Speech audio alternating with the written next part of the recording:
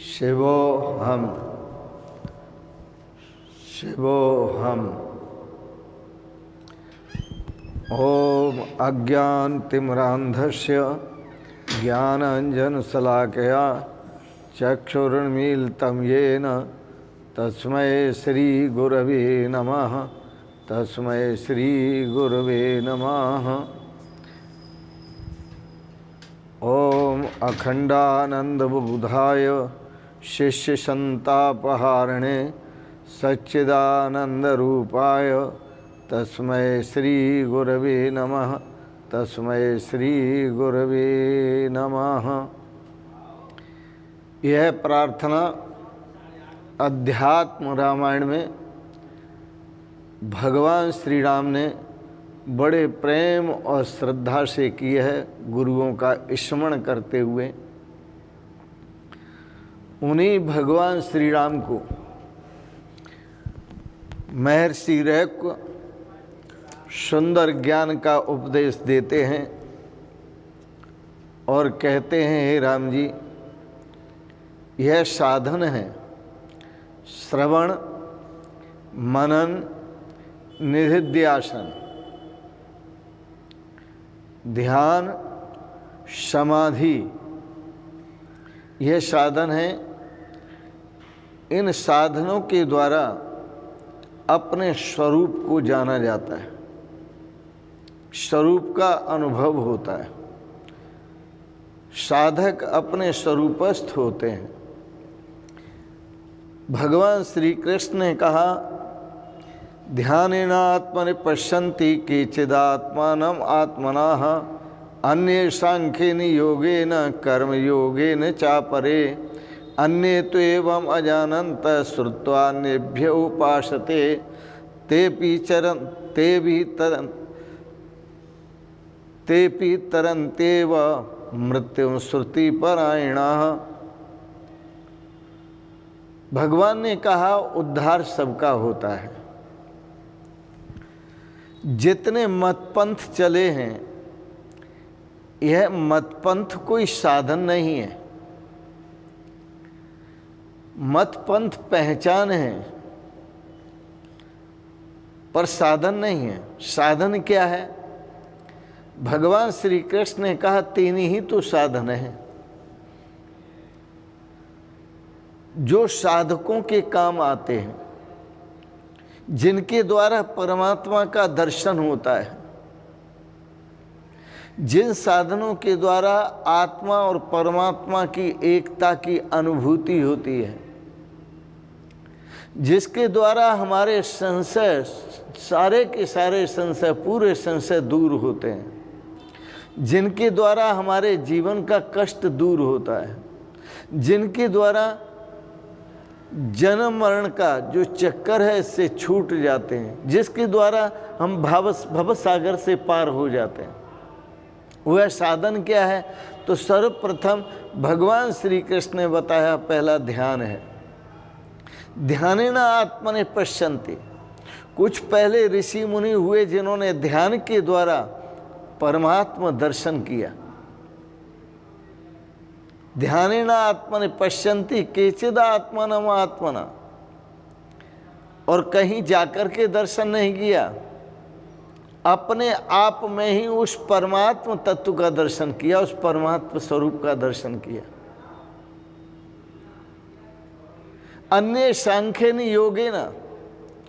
तीसरे भक्त ऐसे हैं जो सांख्य योग के द्वारा परमात्मा दर्शन करते हैं, अर्थात ज्ञान योग के द्वारा।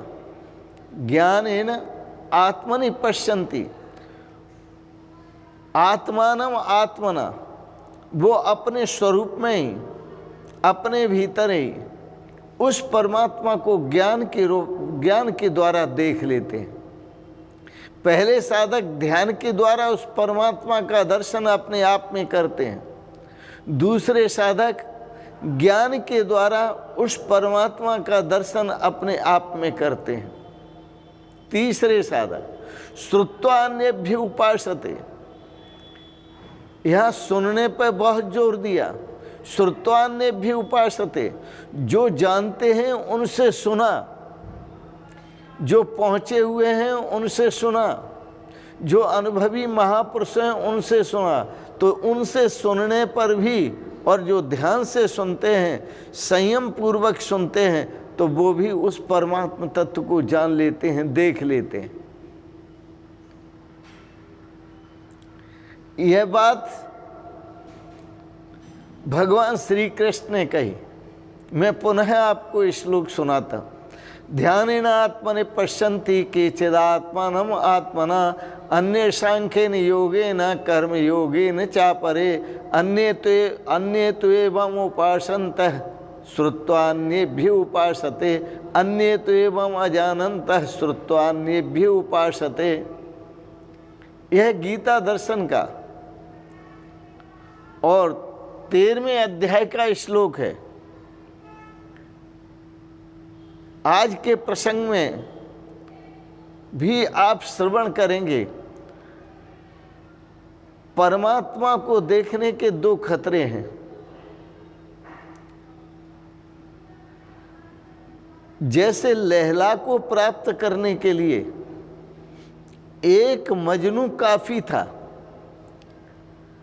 लेकिन मजनू की व्यवस्था को देखकर, जिस राजा ने मजनू की सुंदर व्यवस्था कर दी थी, उस व्यवस्था में जीने के लिए बहुत सारे नकली मजनू बन गए थे।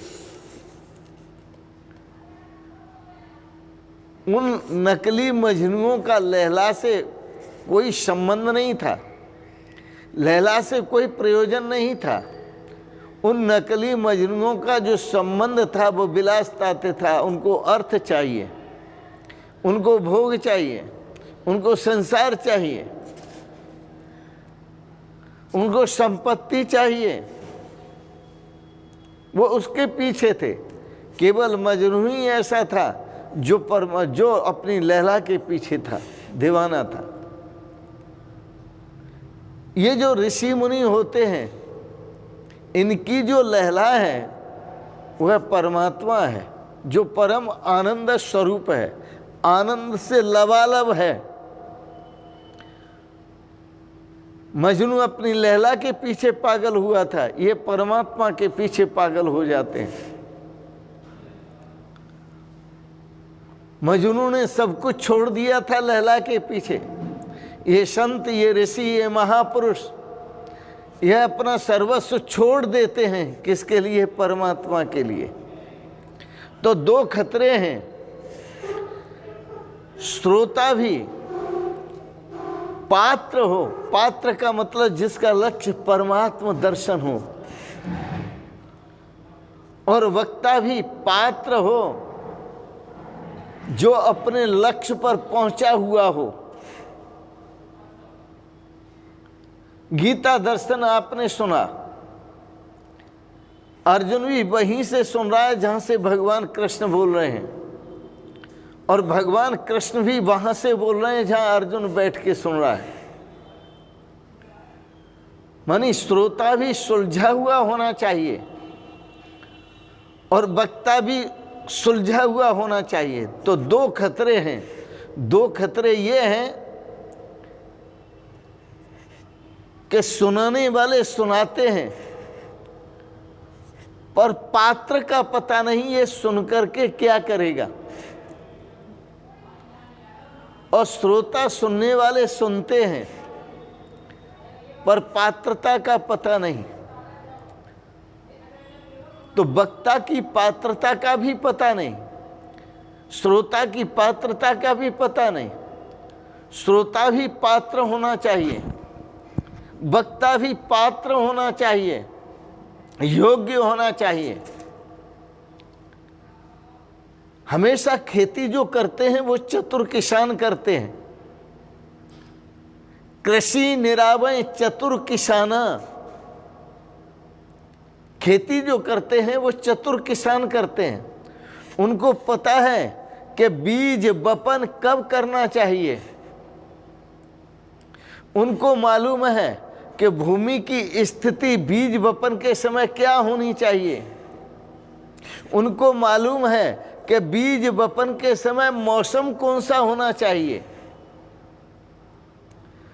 उनको मालूम है कि जो बीज वपन किया जाता है तो उस समय मुहूर्त बीज वपन का है या नहीं है, वो जानते हैं।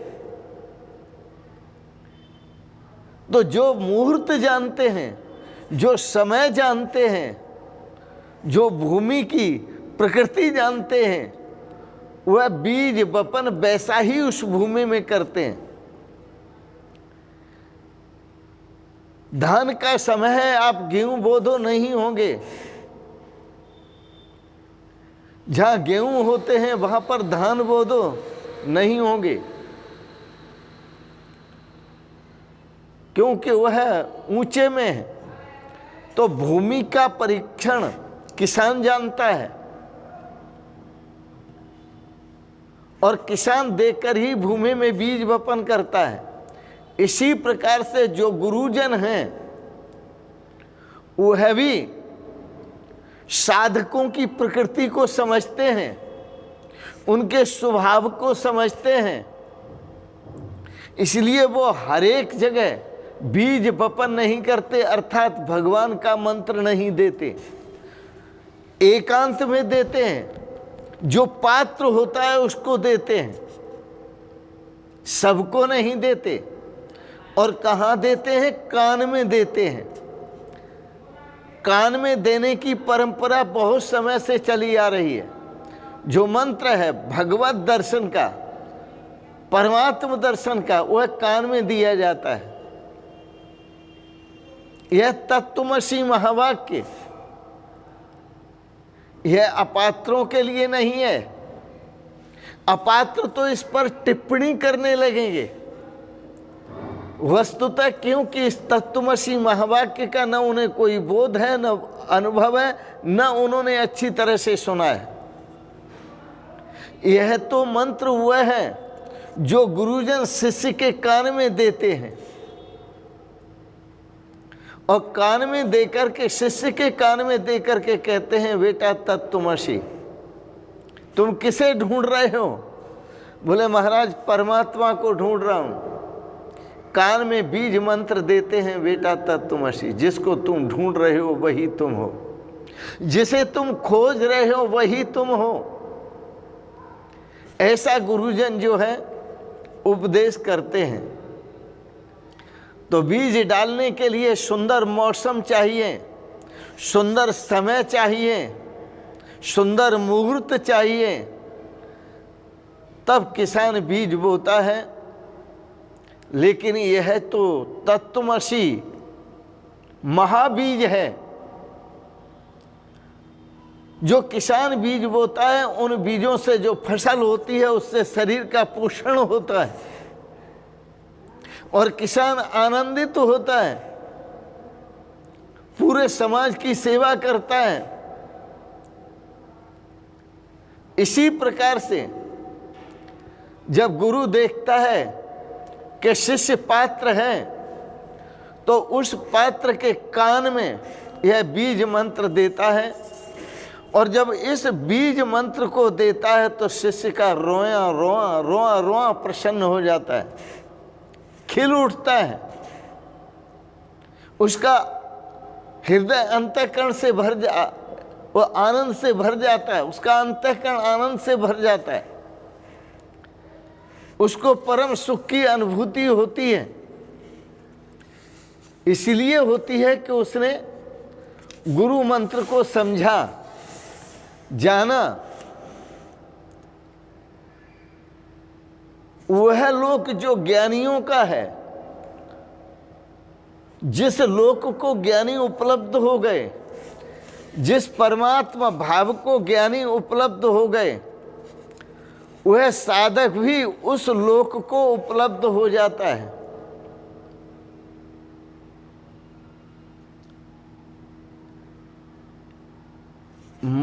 एक बात ध्यान रखने की और है,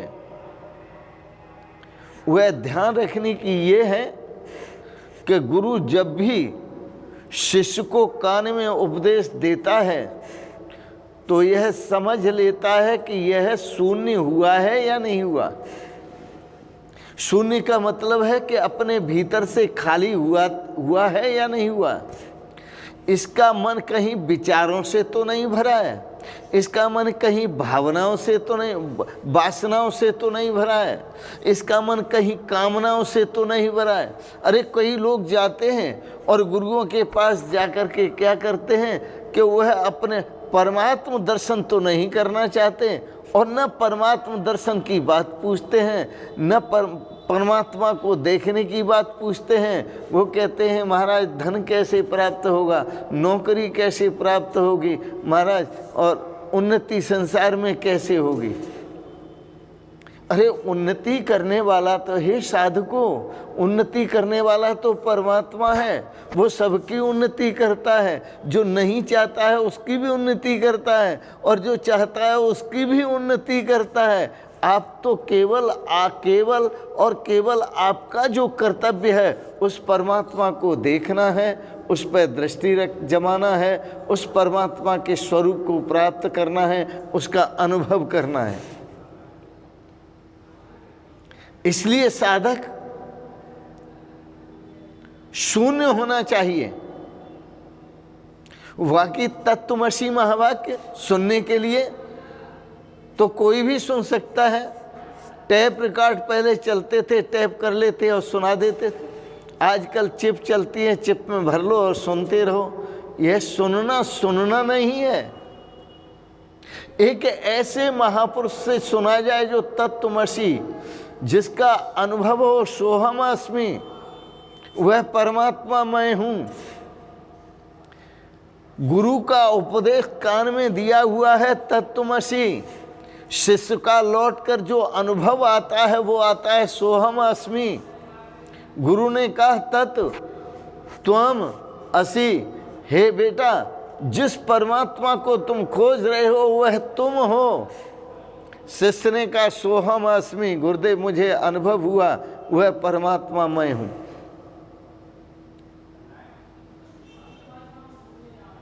इस प्रकार से पूर्व समय में हजारों वर्षों मौन की साधना होती थी। मौन की वो इसलिए साधना होती थी कि बाहर से तो मौन हो जाएं, किसी की हम बात भी न सुने और वाणी से कुछ बोले नहीं। यह प्रारंभिक साधना है।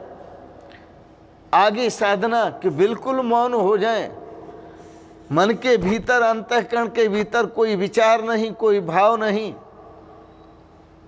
कोई कल्पना नहीं, कोई वासना नहीं, कोई इच्छा नहीं, कोई कामना नहीं। बिल्कुल जीवन निर्वासनिक, निष्काम, निर्विचार, उस अवस्था में ध्यान की स्थिति आती है। इसलिए पहले के महापुरुष बहुत समय तक चुप बैठा करते थे, हवन भी किया करते थे। मैं आपको बड़ी मीठी कथा सुनाऊंगा इस आत्मज्ञान की, इस ब्रह्म ज्ञान की। पिता ने अपने शिष्य को, अपने पुत्र को किस तरह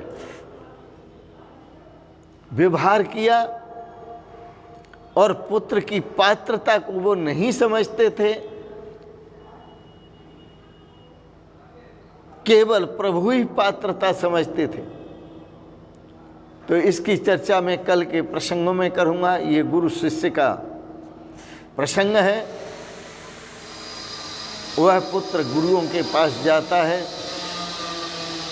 और उस पुत्र को जब गुरुओं के पास दिया तो किस प्रकार से उसे आनंद की अनुभूति कराते हैं गुरुजन। तो गुरु शिष्य के संवाद की कथा कल के प्रसंग में भी कहेंगे। आज के प्रसंगत वाणी को विराम देते हैं। आपने बड़े प्रेम और श्रद्धा से